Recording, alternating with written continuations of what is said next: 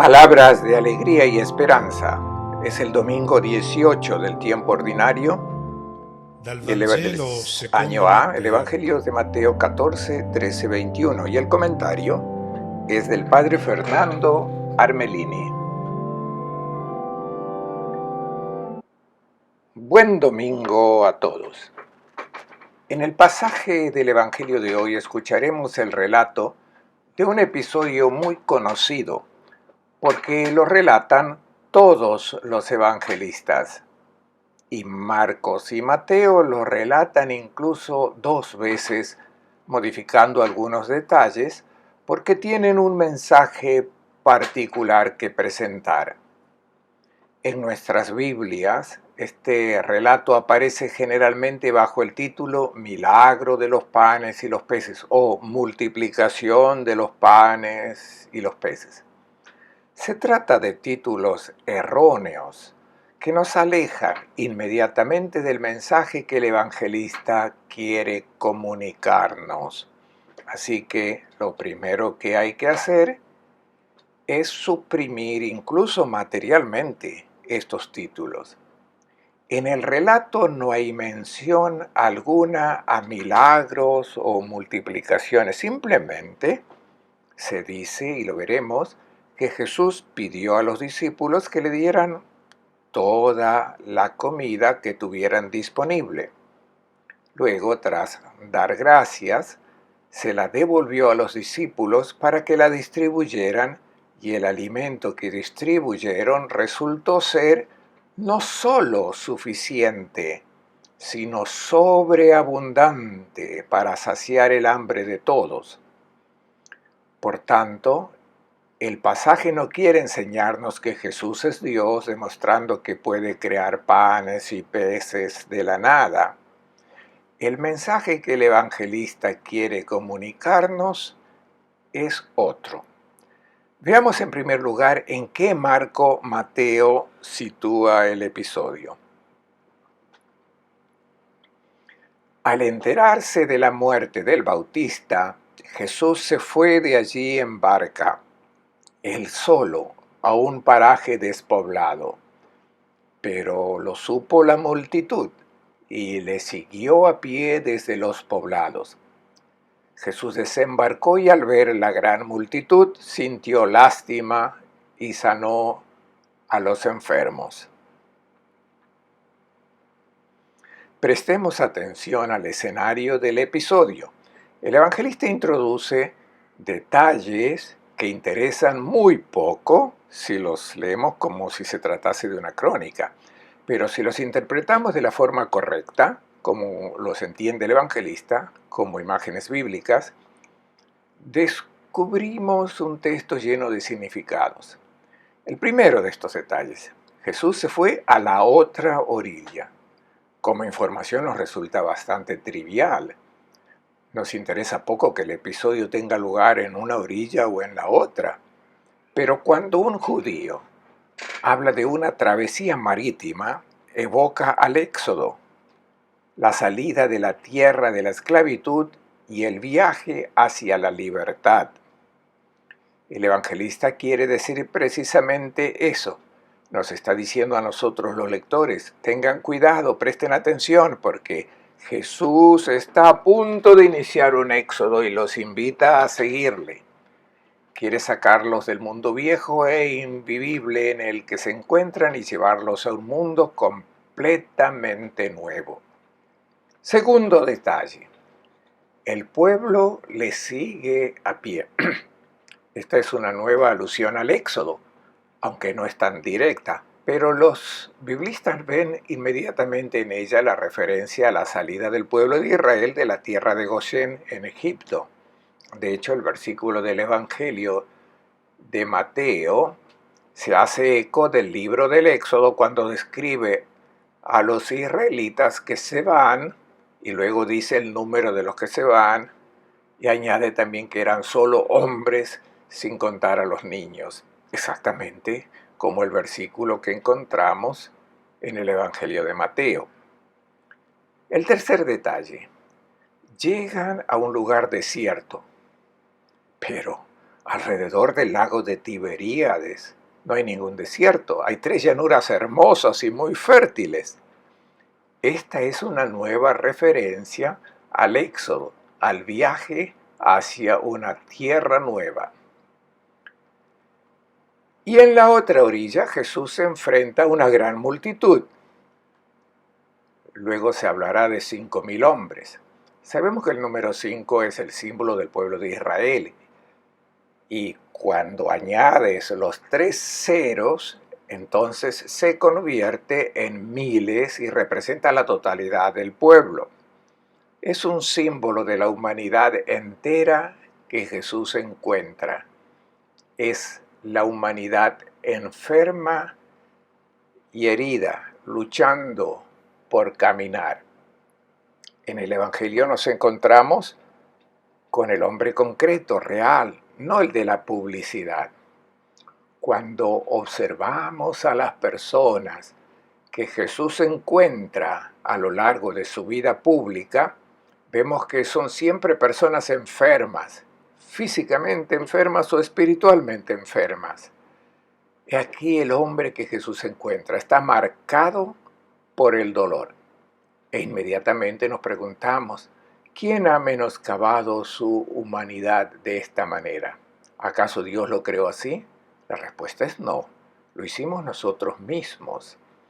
Cuando nos dejamos dominar por los impulsos egoístas que llevamos dentro, cuando empezamos a competir y a querer imponernos, a sojuzgar a los demás, a ver al otro como un rival peligroso, aparece esa humanidad herida que contemplamos todavía hoy porque el Evangelio no la ha transformado completamente. Su conversión ha comenzado, pero la nueva humanidad aún está por construirse. El evangelista señala que Jesús sintió compasión por esta humanidad. El verbo empleado es famoso, splankenizomai, y alude a que Dios, a quien vemos en Jesús, siente un amor visceral por esta humanidad que se ha hecho mal y la quiere sanar. Si le seguimos, si nos confiamos en su propuesta, el pasaje de hoy nos dice que seremos testigos de un prodigio, de un milagro. Pero no lo realizará Él, sino que nos enseñará a realizarlo nosotros mismos. No es Él el que multiplica los panes y los peces, somos nosotros los que debemos dejarnos guiar por su propuesta del mundo nuevo. Y entonces seremos testigos de un prodigio, el nacimiento de un mundo hermoso que es el querido por Dios. Y ahora Mateo nos presenta este nuevo mundo y nos lo presenta no con razonamientos, sino con una historia, con una parábola. Escuchemos cómo comienza. Al atardecer, los discípulos fueron a decirle: el lugar es despoblado y ya es tarde. Despide a la multitud para que vayan a los pueblos a comprar algo de comer.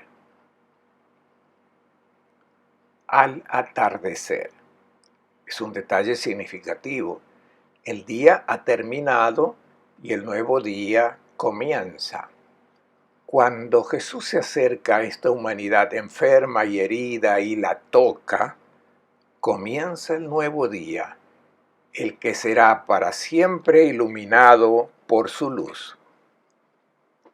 Los discípulos se acercan a él y dicen que es tarde.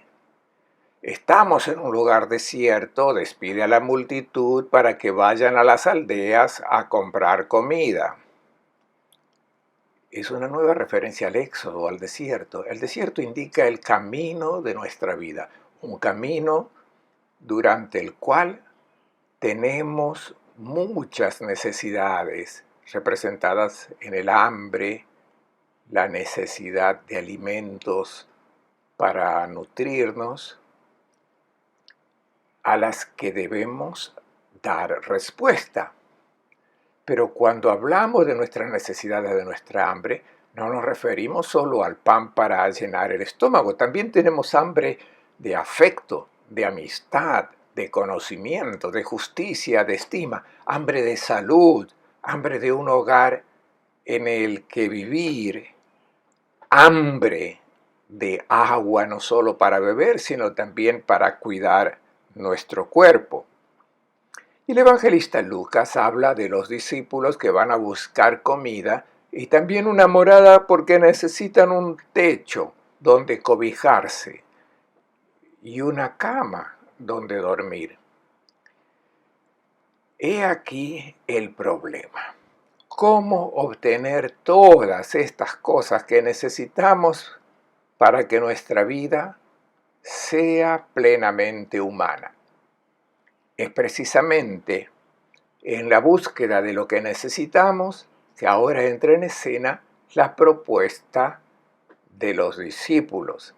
En la parábola que nos está contando Mateo, los discípulos representan la forma de razonar que a todos nos parece lógica, correcta. Pero ese es precisamente el modo de razonar que guía a los hombres que construyen el viejo mundo al que Jesús quiere poner fin. ¿Cuál es la propuesta que hacen? Traducida en palabras sencillas, se escucha así. Estas personas escucharon tu palabra, tu evangelio. Ya no tenemos que preocuparnos, les corresponde a ellos encontrar la respuesta a sus necesidades concretas. Esta es la propuesta que crea el mundo viejo. Supongamos que esta propuesta de los apóstoles, tomada al pie de la letra, es buena. Entonces lo que ocurre es que los que tienen dinero pueden comprar comida, pueden encontrar lo que necesitan. ¿Y los que no la tienen? Los que tienen buenas piernas pueden ir donde se vende lo que necesitan. ¿Y los que están enfermos? Luego hay alguien que llega antes porque es más ágil, tiene más dinero y puede comprar no solo lo que necesita, sino también lo superfluo, dejando a los demás sin lo que necesitan para vivir. Y también están los que tienen conocimiento y saben dónde ir. ¿Y los que no tienen conocimiento y están perdidos? Aquí, en labio de los discípulos, encontramos la síntesis de la propuesta errónea hecha por los hombres para satisfacer sus necesidades. La lógica del mercado, comprar y vender. Sin duda, el intercambio de bienes es necesario para nuestra vida. Dios no nos ha hecho autosuficientes, sino necesitados de los bienes que otros poseen, así como otros necesitan los bienes que nosotros poseemos. Este intercambio es necesario. Ahora, ¿qué lógica debe seguir este intercambio?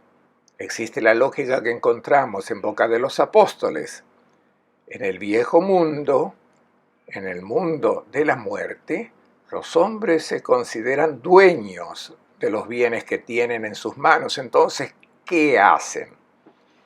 Empiezan a comerciar, compran, venden, ganan en la bolsa y, por supuesto, especulan con las necesidades que hay a su alrededor.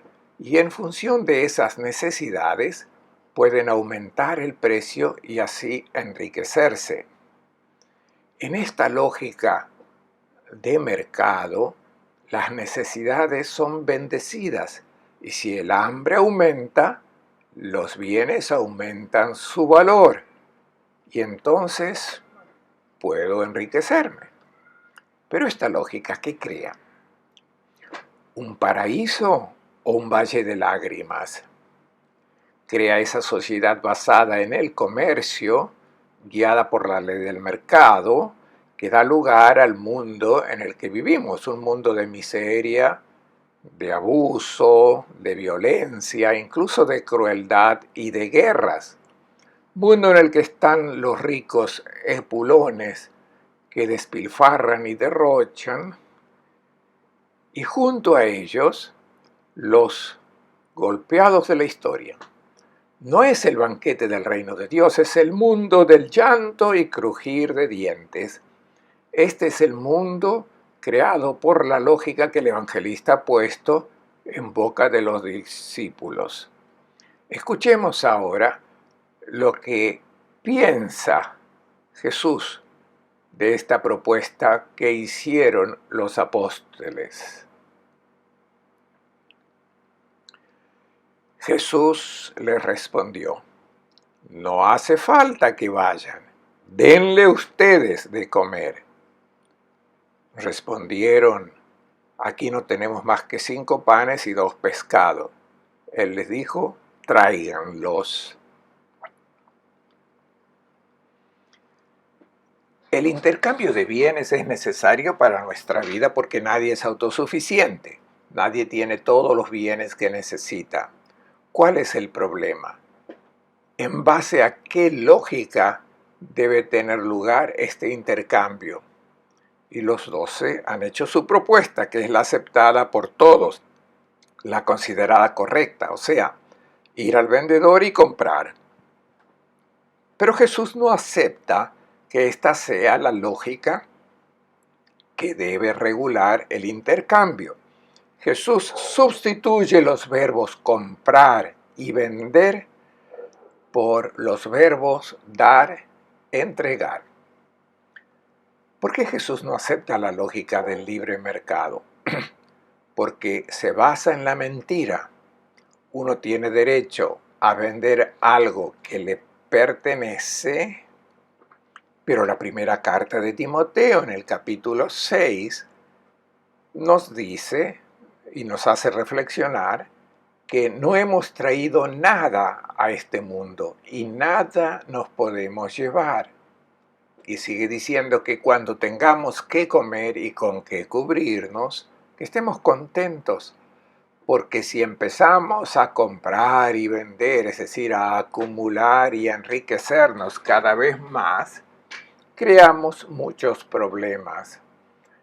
Y también dice que la avidez del dinero es la raíz de todos los males, de todas las guerras, de todas las injusticias, porque surgen de esa mentira, de que alguien se sienta dueño de los bienes que han llegado a sus manos y por tanto tenga derecho a venderlos al mejor postor. El Salmo 24 en el primer versículo dice: del Señor es la tierra y lo que contiene, el universo y sus habitantes. Los adjetivos posesivos son todos una mentira, pues nada es mío, nada es tuyo, nada es nuestro. Tenemos en nuestras manos bienes que tienen destinatarios y Jesús dice que no es la compra y la venta la lógica correcta, sino la entrega, el dar. La consecuencia de la lógica propuesta por los apóstoles es la limosna. En la versión de Marcos de esta narración, los discípulos también hacen esta propuesta a Jesús: vayamos a comprar 200 denarios de pan para dar un poco para responder a esta gente. La limosna y el asistencialismo no son algo malo, sino un parche necesario en el viejo mundo que se rige por la compra y la venta. En el mundo viejo uno se hace muy rico según la lógica aceptada por todos, que parte de una mentira, y para resolver los problemas de la inequidad se apela a la limosna. La limosna no crea el nuevo mundo querido por Dios. Hay que cambiar la lógica que preside el intercambio. Denle ustedes de comer. Los apóstoles no entienden y responden: aquí no tenemos más que 5 panes y 2 pescados. Esta es la duda. Lo que tenemos no es suficiente. Los bienes de este mundo son pocos y si entra en la mente de las personas esta pregunta, entonces ¿Será suficiente? La respuesta que dice que nunca habrá lo suficiente. Y entonces uno empieza a agarrar todo lo que pueda. Todos hemos oído que nunca se sabe lo que va a pasar. Puede pasar cualquier cosa y por eso tengo que pensar primero en mí y en mi familia. Y de ahí surge el impulso a acaparar más y más. Es la tentación que tuvieron los judíos en el desierto cuando no se contentaron con el maná de aquel día, sino que lo querían también para los días siguientes. ¿Y qué ocurrió? Lo acaparado formó gusanos. Jesús, con mucho sentido, dice en el Padre Nuestro, danos hoy el pan de cada día. Porque si empezamos a acumular en virtud de que no sabemos lo que puede pasar, acabamos apoderándonos de infinidad de bienes, quitándoselos a los que los necesitan. ¿Qué dice Jesús a los 12? Tráiganlos. Traigan esos 5 panes y esos 2 peces. Es un imperativo. Y cuando Jesús ordena, significa que siente que hay resistencia del otro lado. Es decir, que no hay muchas ganas de entregar los bienes a su proyecto. Todo el mundo quiere administrar sus bienes según sus propios criterios, que son los de la compra y la venta. Repugna nuestro instinto no aferrarnos a los bienes. Tráiganlos, dice Jesús, los bienes que tienes en tus manos, deja que Jesús los administre según la nueva lógica. ¿Qué son esos 5 panes y esos 2 peces? Son la parábola de todos los bienes que tenemos. 5 más 2 son 7, y sabemos que en la Biblia el número 7 indica totalidad. Cuando todos los bienes se entreguen a la nueva lógica, que es la de Jesús, entonces ocurrirá un prodigio, y lo veremos en breve, el nacimiento del mundo querido por el Creador. Escuchemos. Después mandó a la multitud sentarse en la hierba. Tomó los 5 panes y los 2 pescados, alzó la vista al cielo, dio gracias, partió el pan y se lo dio a sus discípulos. Ellos se lo dieron a la multitud. Jesús no explicó con razonamiento la nueva lógica que quiere introducir en el mundo para que brote el reino de Dios, sino que hizo algunos gestos muy significativos y nosotros queremos examinarlos para captar el precioso mensaje que contienen.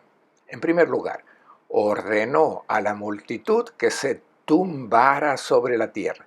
El verbo griego utilizado es anaklisenai, que no significa sentarse, sino recostarse. El Señor quiere que la gente se recueste, y aquí tenemos una primera sorpresa. El desierto ha desaparecido y estamos en una pradera, donde hay hierba verde sobre la que uno puede recostarse. Ha aparecido un oasis. También la noche ha desaparecido. De hecho, no hay oscuridad, porque ahora todo lo que ocurre parece tener lugar a la luz del sol. Se ve entonces que estamos ante una parábola. A donde Jesús llega con su evangelio, aparece el paraíso terrenal. La historia del jardín del Edén no es el lamento de un paraíso perdido, sino el proyecto que Dios quiere que se realice en el mundo, un proyecto que estamos llamados a realizar. Y no es un sueño inalcanzable. Si el maligno logra convencernos de que Jesús era un soñador, ha vencido. Pero el verdadero creyente sabe que Jesús tiene razón y que en el plan de Dios para el mundo se realizará. Y si damos fe a su propuesta, se realiza este prodigio. Y entonces nos preguntamos, por qué Jesús les hace recostar sobre la hierba verde. ¿Por qué cada uno no puede comer como prefiera, sentado o de pie?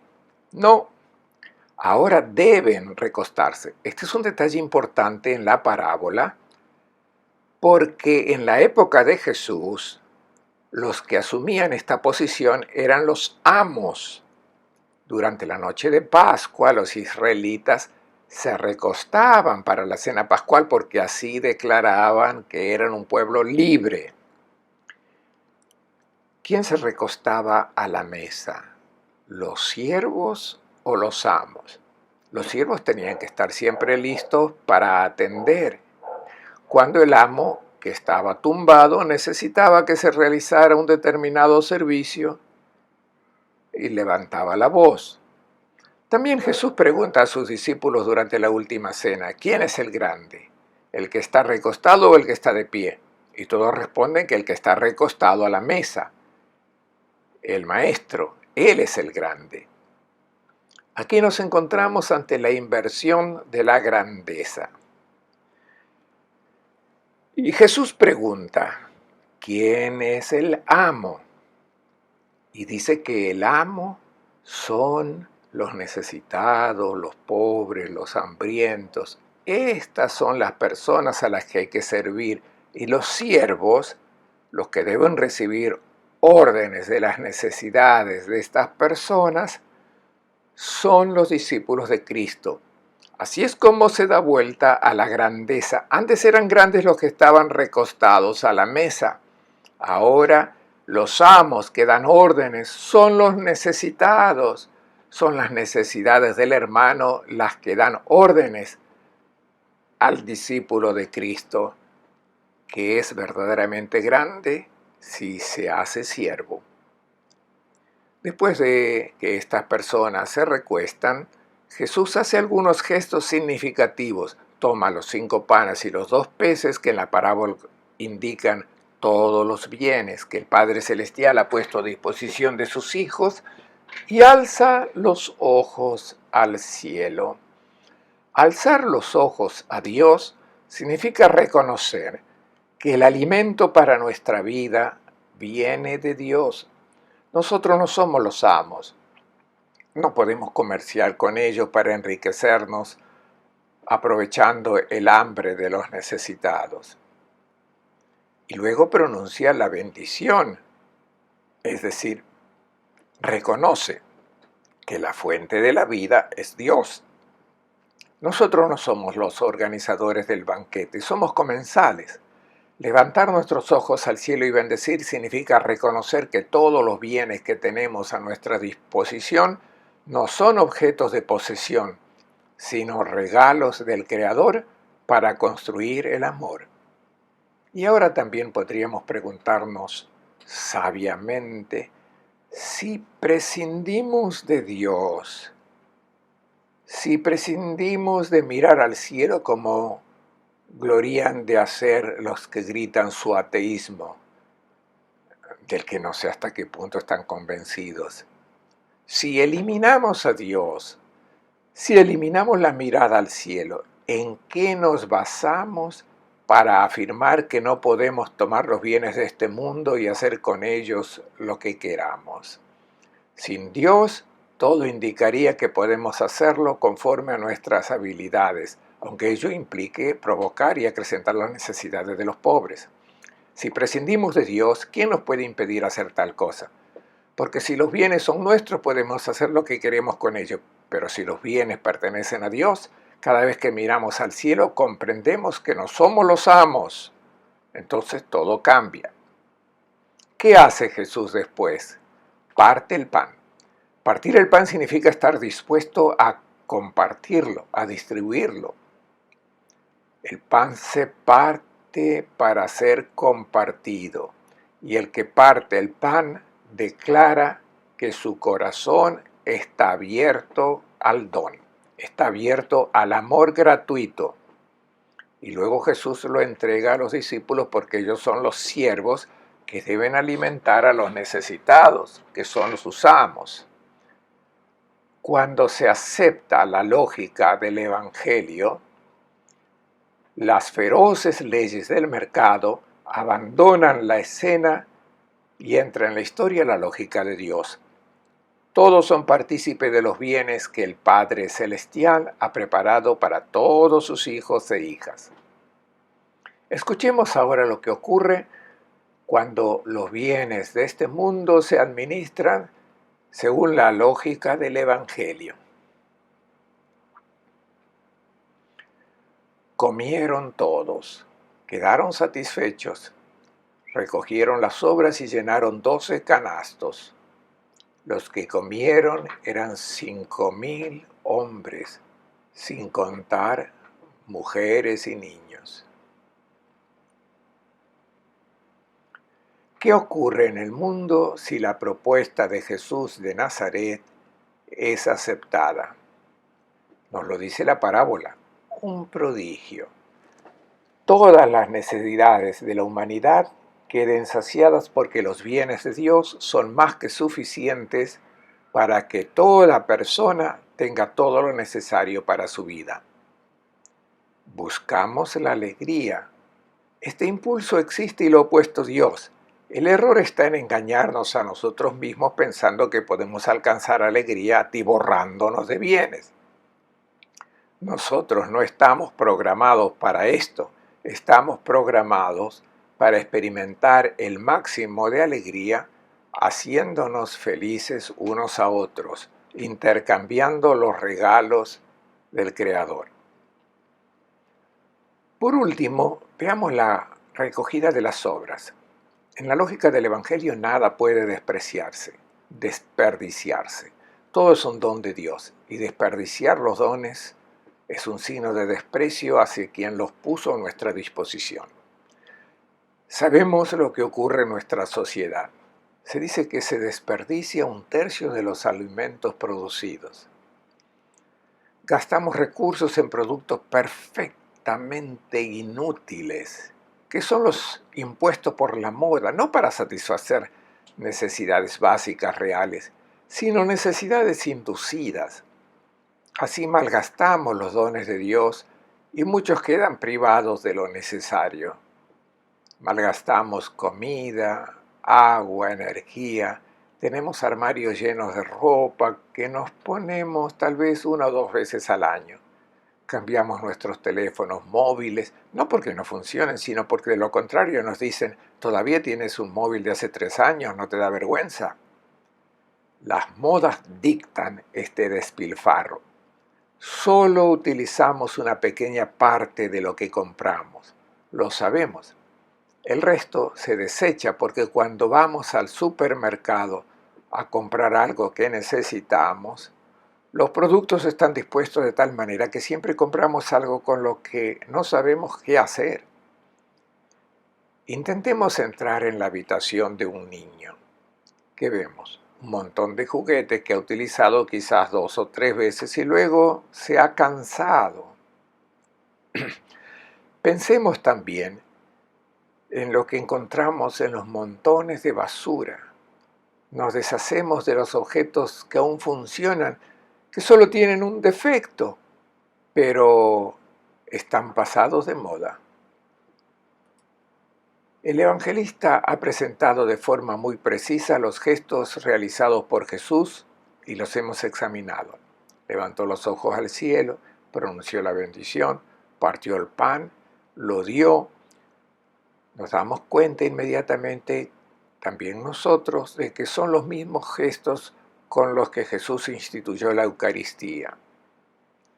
El evangelista Mateo los destacó a propósito para recordar a los cristianos de sus comunidades que solo si celebran una Eucaristía auténtica podrán administrar los bienes según la voluntad del Creador y se convertirán en servidores de los necesitados. En el primer relato observamos que primero desapareció el desierto, luego la noche, y ahora el evangelista también hace desaparecer los peces. Solo queda el pan.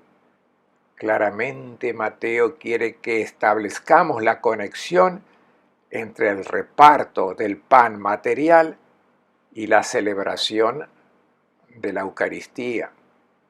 Si no compartimos el pan material, si no nos hacemos sirvientes de nuestros hermanos necesitados, nuestras celebraciones eucarísticas son rituales hipócritas.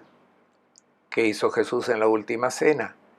En un momento dado, tomó el pan de la mesa y dijo a sus discípulos: esto soy yo. Identifica toda su vida y toda su historia en haberse hecho a sí mismo pan, es decir, alimento de vida para todo el que lo necesitara.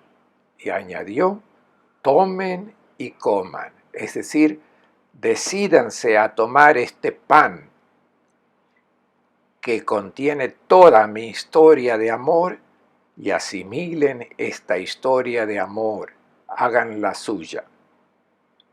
Cuando nos acercamos al banquete eucarístico, significa que aceptamos su propuesta de vida entregada. Significa que queremos unir nuestra vida a la suya, como la esposa une su vida a la del esposo. Significa aceptar su proyecto de mundo, comprometernos con la nueva lógica, la del compartir, la del servicio. Pensemos pues que cada vez que nos acercamos al banquete eucarístico y comemos ese pan, renunciamos a la lógica del mercado y acogemos solo la lógica del amor, la que hemos visto encarnada en la vida de Jesús, que se hizo pan. Les deseo a todos un buen domingo y una buena semana.